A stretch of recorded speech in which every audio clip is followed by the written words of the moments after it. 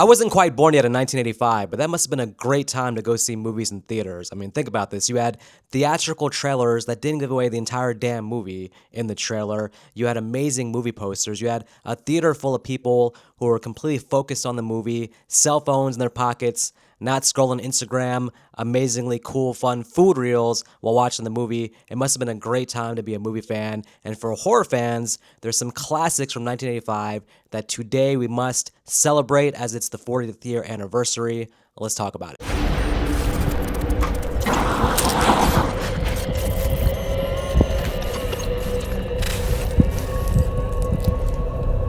40 years is such a long time. It's amazing to think about how long some of these movies have been around, how many times I've rewatched them. Today we're celebrating horror movies from 1985, and first up on my list is none other than Return of the Living Dead, literally my favorite zombie film of all time.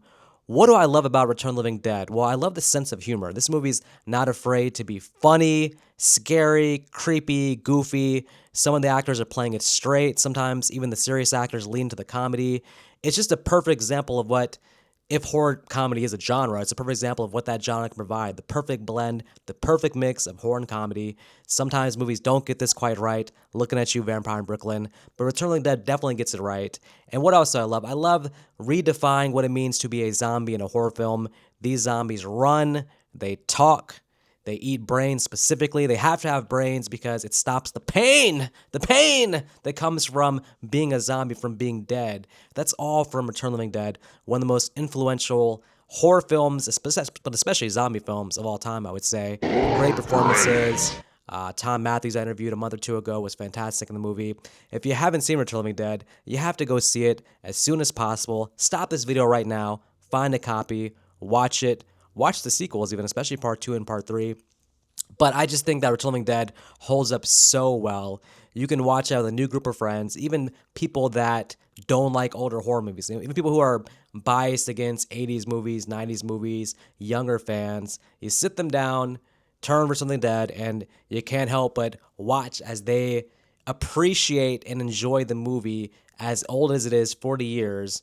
It's basically a timeless zombie classic, and what a great soundtrack also, by the way. Still in the gym, on the treadmill, 40 minutes in, breathing hard, don't think I can get the last 10 minutes out. What am I doing? I'm turning on Party Time from Return of the Living Dead. That rush of adrenaline, that dopamine hit from that song gets me through the end of my workout, so love the soundtrack.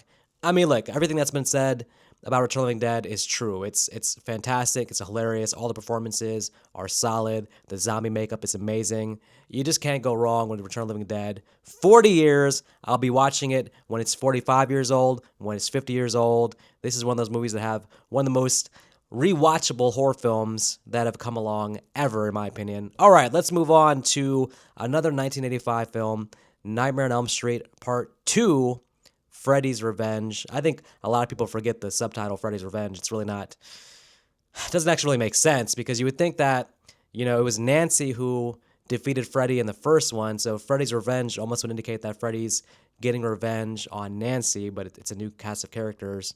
Or I guess you would think that Freddy in the first movie should be Freddy's Revenge because he's getting revenge on the people who killed him, who burned him by killing their kids. Okay, subtitle not making sense, that's okay because guess what? Every damn horror franchise has a revenge. You got, the revenge of Michael Myers, you got the revenge of Jaws. There's always a revenge factor in the title, and in each of those movies, it almost never makes sense that the character does not get revenge or has no purpose in getting revenge. Either way, Nightmare on Elm Street Part 2, it has a male Scream Queen, so it's defying the genre at the time by not having a final girl, it has a final guy. And, it's a movie that I've come to appreciate over the years. On my original watch of the Nightmare series, Nightmare 2 always fell sort of in the bottom tier for me. So believe it or not, I actually got more fun of some of the other sequels out of Nightmare 2 because Freddy does that kind of different in the movie, and the plot is so separate from the rest of the franchise that it kind of felt like they didn't exactly know what they had with the Freddy franchise. Yeah, they didn't really know that Freddy was the franchise. Now, for those sort of Freddy purists who like less comedic Freddy, you get a very less comedic Freddy in Nightmare 2. Still sometimes has some funny things to say, but for the most part, he's playing it as straight as he did in the original Nightmare. And you got some fantastic dream sequences. That whole, as a kid, I was creeped out by the whole on the bus thing. The bus thing at the beginning and the bus thing at the end always freaked me out for some reason. I don't know. Going to school as a kid on the bus and then seeing that movie, I was like, oh my God, what if you were sitting down in the bus seat on the way to school one morning and looked up and freaking Freddy was the driver and you're going off the damn road into some insane desert madness like Nightmare 2. Um, the characters are solid for the most part. I did feel bad for Grady when he died. He was being a good friend, letting Jesse stay the night at his house, covering for his friend. And what does he get for that? Freddy kills him. So that was the impactful death in the movie. Listen, it's coming out in 4K at the end of this month, so I think that I'm going to rewatch Nightmare 2 and probably give a bigger deep dive in the next few months, probably after Halloween. I'm going to be really doing what I've done with Nightmare. Well, sorry, what I've done with Friday the 13th Halloween. I'm going to be doing a complete deep dive into the Nightmare series again, going through that because it really is a top 3 franchise for me, but I haven't really given enough attention as the world hasn't really given Freddy enough attention in the last couple years. So going to be going a lot into Nightmare in the coming months, but Nightmare 2 is solid. I put it in the middle of the pack. It's not in my top 3 of the franchise, but it's not my bottom. Well, I guess because there's only 7 movies, it is in the bottom 3 of the franchise for me, but that's just because there's not that many movies in the franchise. So, okay, let's move on. 1985, we have my favorite zombie film, Return of the Living Dead, and we also have one of my favorite vampire films in Fright Night. Fright Night is, man, I'll tell you what. If Return of the Living Dead gets the horror and comedy right, Fright Night also gets it right. But Fright Night, I don't know what it is about this movie. There's something that's so nostalgic to me about Fright Night. Every time I watch it, I feel like I'm a kid again. And what's crazy about that is I only first saw the movie when I was like 17, 18 years old. So it wasn't like I watched as a kid, but something about the movie makes me feel like I'm in the 80s. I don't know what it is. I don't know if it's the look of it, how the characters talk, how they dress, the music. Something just like makes me feel like I regret not having been in that nightclub in the 80s where Jerry Danridge kidnaps What's-Her-Face in the movie. But I mean, Peter Vincent, what a great, great character. I would have loved Friday Night to just kept going. I know that they stopped at 2, and there's a whole story behind that, but I would have just kept going with that, teaming up Peter and Charlie for vampire sequel after vampire sequel, because part 2 is actually really solid. So if it had been more successful, I think that would have been the plan to keep going with the franchise. But Friday Night, if you haven't seen it, again, vampire-wise, I mean, I put it up there. I actually prefer it over Lost Boys, which might be a hot take because I know Lost Boys is like super popular amongst the horror/vampire fandom, but I prefer Fright Night, and I always have, and that I have on 4K, of course, if you've seen my Blu-ray collection video. So Fright Night I'll be watching this year sometime, and it's like it's not an every year watch for me. Like there's only a few movies that are like an every year watch for me, which is like Return of the Living Dead, Tremors. Those are every once a year watches for me, but I would say every about 3-4 years, I can turn on Fright Night and have a really good time. So we got to celebrate Fright Night. If you know people who haven't seen it, get them to sit down and watch it. Again, just like Return of the Living Dead, it's pretty timeless. Even if you don't like old movies, you'll still have fun with it. All right, moving on to Day of the Dead, the third film in the Romero Dead trilogy. Of course, you had Night of the Living Dead, Dawn of the Dead, and Day of the Dead. Now, I'll be honest, I've only seen Day of the Dead once, and it was probably about 15 to 20 years ago. It's never been top of the franchise for me. I prefer Dawn of the Dead and Night of the Living Dead, 2 absolute certified zombie classics. The first time I watched Day of the Dead, I remember liking it, but not loving it. I've seen a lot of people online on Reddit and Facebook and different horror communities really hype up Day of the Dead, and really, for some people, it's their favorite film in the franchise. So I have to revisit that sometime soon.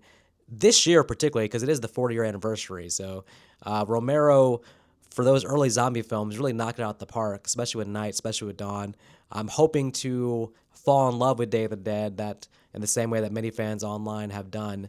But yeah, I mean, listen, again, the name Day of the Dead, it's just it's synonymous with zombie films as well. So that's one to definitely check out this year in honor of it being the 40th anniversary. All right, let's move on. Oh, this one, I have to mention, because it is 1985, we have Friday the 13th Part 5, A New Beginning. Sleazy, trashy, but becoming beloved amongst horror fans and Friday the 13th fans as years go by. More and more people say that they have a fond feeling about Friday the 13th Part 5, A New Beginning. And I'm just not there yet. I understand the sentiment. I've tried rewatching it. On the next Friday 13th, I'll watch it again. But to me, I don't get a kick out of Roy in the same way that other people do.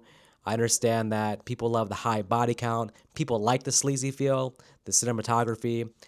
I guess it's the same thing for me. It's like I don't get into the Rob Zombie films as much because I feel like there's something kind of off about it. But I understand that, it's all subjective, and some people are gonna love things that I hate, and I get that completely. A New Beginning is not one of my favorites. There's moments in it that I like a lot. I want to give a shout out to Miguel Nunez playing Demon. I think he's one of the best side characters in the entire Friday 13th franchise.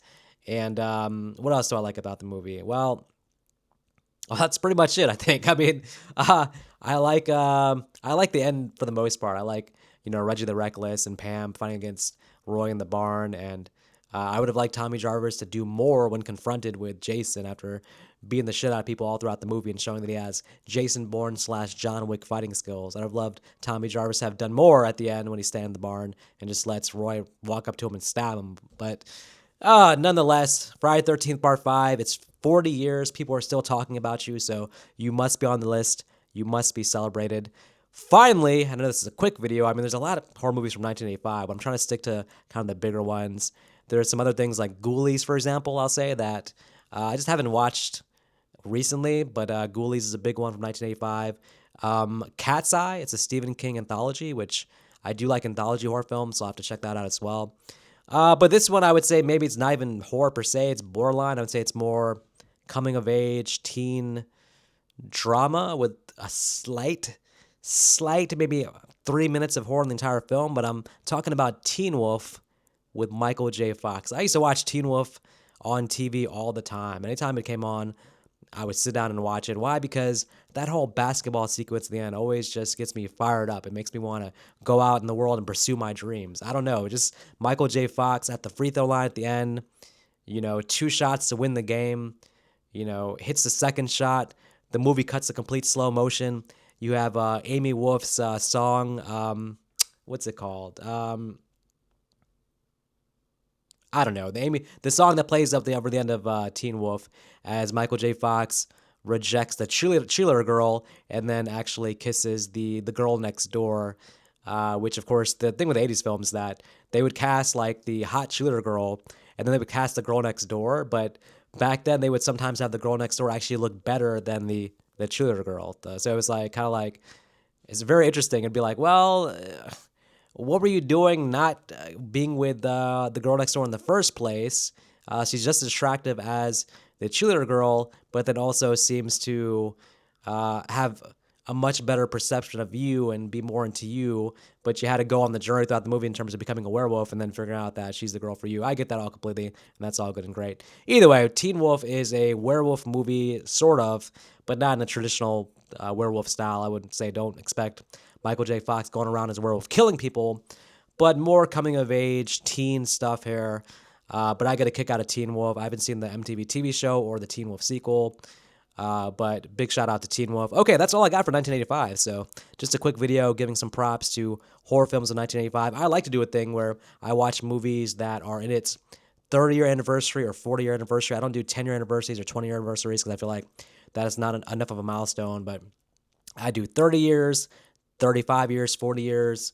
I plan on doing a video like this for 1990 and 1980 before the year's out, but today, 1985, Return of the Living Dead, Friday 13th Part 5, A New Beginning, Elm Street 2, Teen Wolf, Day of the Dead, Fright Night. These are movies that, if you're thinking about an older movie to watch, this is the 40th year anniversary. It's a good way to pay respect for those movies, a good time to rewatch those.